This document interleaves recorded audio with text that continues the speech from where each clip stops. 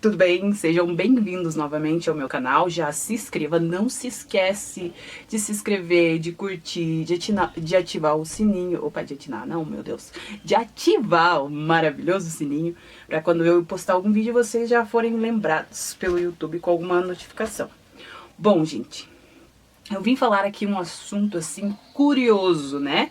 Que se as pessoas não virem porque gostam de mim, elas vão vir pela curiosidade. Mas isso realmente aconteceu na minha vida. Eu fui sequestrada, mas como que eu não fui abusada?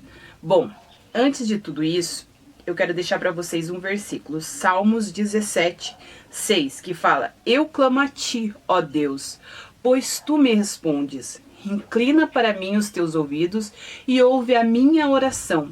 Mostra a maravilha do teu amor. Tu que com a tua mão direita salvas os que em ti buscam proteção contra aqueles que os ameaçam. Protege-me como menina dos teus olhos, esconde-me à sombra das suas asas, dos ímpios que me atacam com violência, dos inimigos mortais que me cercam. Salmos 17, 6, 9. Grava esse versículo aí pra você.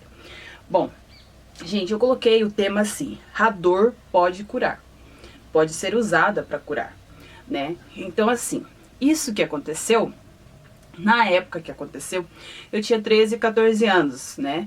Eu não sei se era 13 ou 14, mas era entre essas idades. E aí, o que que acontece? Eu tava voltando de um ensaio, né? Que eu ia na igreja lá, e era um ensaio, ia começar um festival dos jovens, né? E eu tava ensaiando pra cantar junto com eles.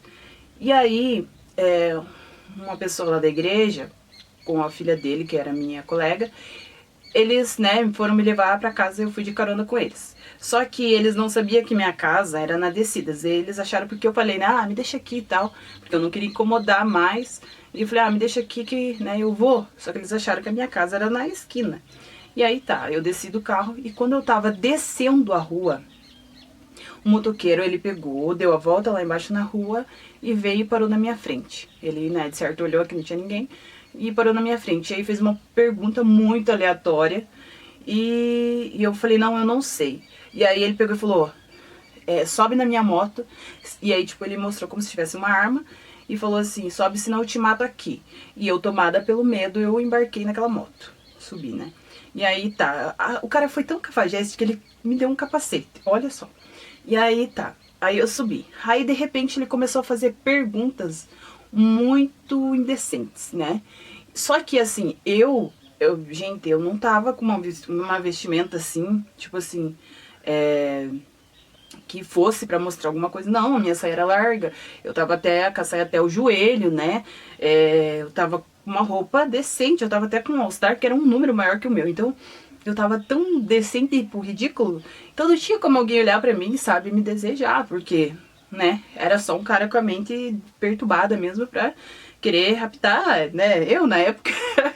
Então, mas enfim, daí o cara começou a fazer perguntas, assim, me levando, e lá, quando você sai lá, onde eu morava antes, tem um contorno, tem a BR, vai pra uma pedreira, bem famosa, inclusive, que sempre passa nos jornais, essa pedreira, e esse cara começou a me levar e falar, fazer muitas perguntas.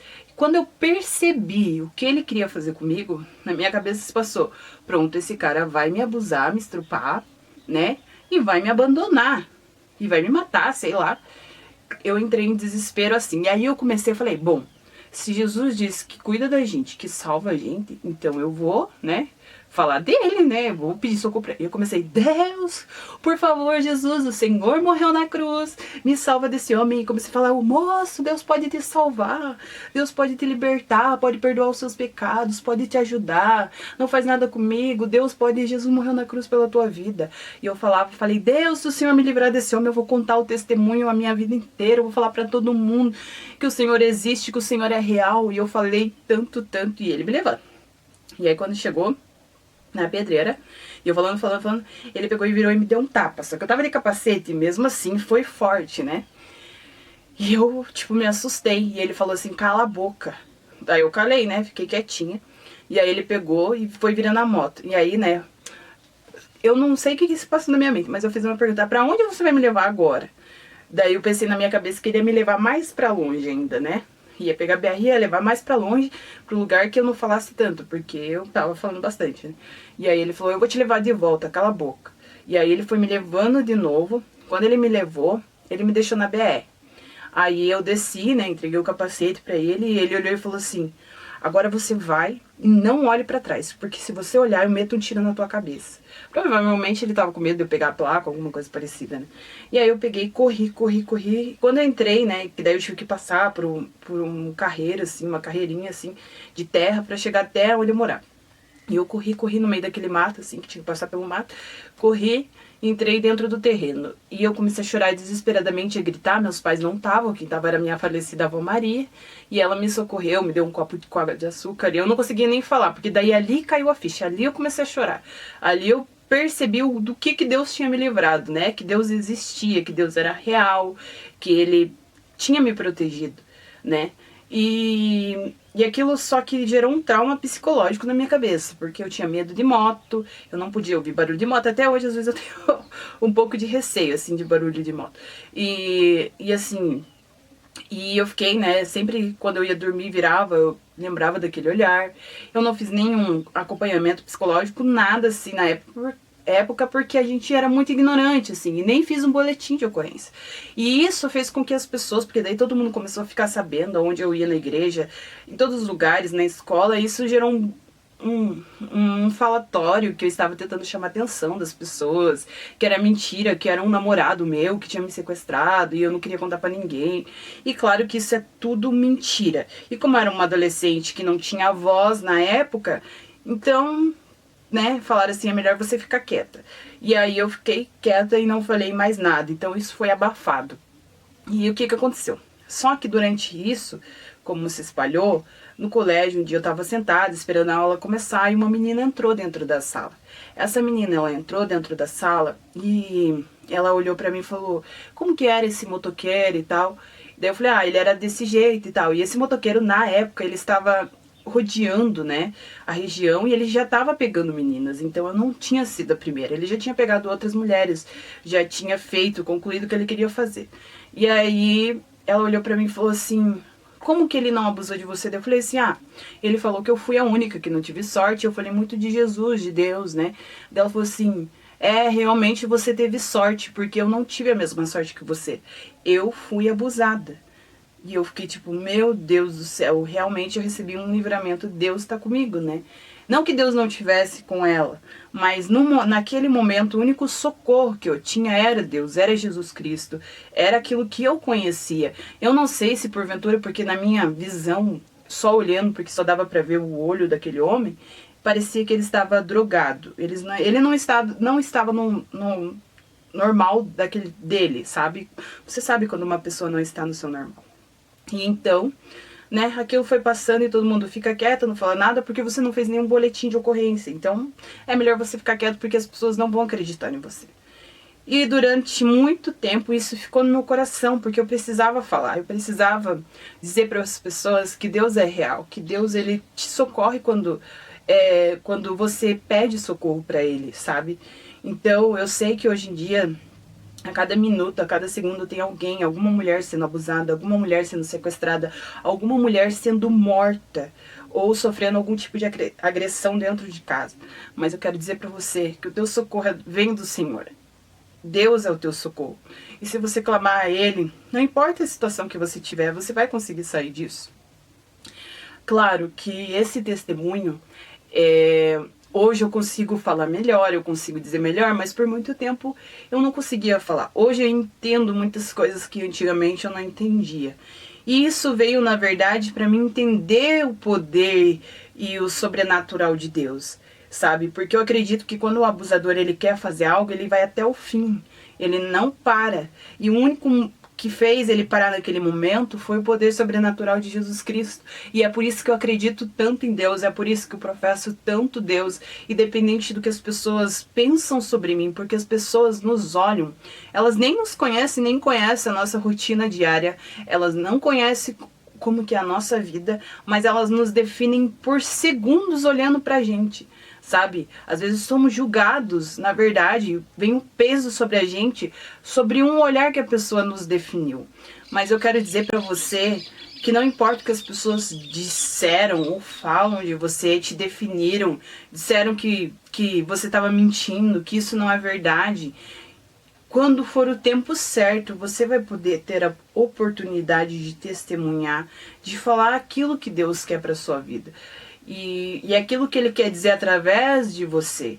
Então, por muito tempo eu me calei por medo, porque disseram tantas coisas, inventaram tantas mentiras sobre mim, sobre o que tinha acontecido, que isso me calou. Então, mas Deus veio me libertar, veio me trazer leveza sobre todas as coisas que me aconteceram, para que eu pudesse ajudar você. Talvez você tenha passado por uma situação que você se calou, que foi abafado. E também eu acredito que todo mundo fala, a geração de hoje é a pior geração que existe. Mas você já parou para pensar que essa geração foi uma geração que foi deixada na infância de lado, que ninguém ligou, que muitas crianças foram abusadas, e não são só mulheres abusadas, meninos e meninas, homens e mulheres, crianças foram abusadas, meninos também são abusados, só que isso ninguém fala. Os homens não falam porque eles têm medo, mas foram muitas pessoas abusadas e isso gerou. E não é só o abuso físico, existe o abuso psicológico que vem para sua mente. Você não pode falar, você tem que se calar, as pessoas não vão acreditar em você. Eu ouvi muitas vezes isso, se você falar as pessoas não vão acreditar em você.